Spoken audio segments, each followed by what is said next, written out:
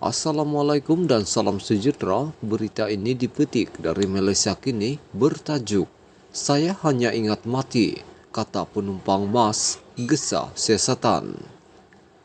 3 penumpang yang menaiki penerbangan Malaysia Airlines MH2664 Ahad lalu, 3 April, meminta Malaysia Airlines Berhad serta pihak berkuasa penerbangan awam Malaysia menjalankan siasatan telus berhubung insiden cemas pesawat itu. Penumpang terbabit iaitu Abdul Rahim Awang Nong berumur 48 tahun, Halimah Nasuha 39 tahun dan Cui Kahwai berumur 48 tahun yang masing-masing tampil membuat laporan polis semalam turut mendesak laporan terperinci siasatan didedahkan kepada umum.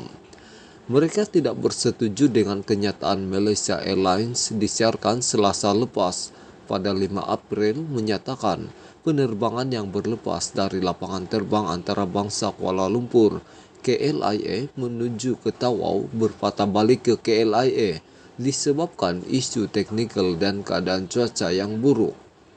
Abdul Rahim berkata keadaan cuaca pada ketika itu baik dan juru terbang juga memadamkan lampu isyarat tali pinggang. Selain pramugari sedang menghidangkan makanan sebelum tiba-tiba pesawat hilang kawalan. Saya yakin kedudukan pesawat menjunam. Ketika itu saya hanya ingat mati dengan penumpang lain menjerit dan menangis ketakutan, katanya kepada pemberita hari ini.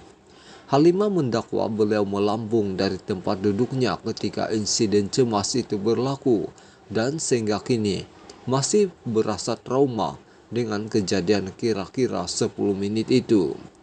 Cuaca sangat baik ketika itu dan saya ada ambil gambar beberapa menit sebelum kejadian langit biru, tidak ada hujan, cerah, panas.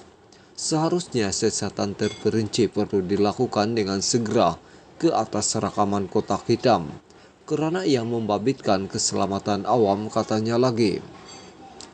Dalam pada itu, Cui berkata berikutan insiden itu menyebabkan dirinya mengalami masalah tidur karena masih terbayang dengan situasi berkenaan. Sehingga kini dada saya masih sakit. Pada ketika itu saya lepas minum dan mahu melelapkan mata. Tiba-tiba pesawat jatuh. Saya melambung, saya pun ingat waktu itu mati. Sewaktu selamat mendarat dan keluar pesawat pula, saya perhati semua penumpang dalam itu muka pucat, katanya lagi.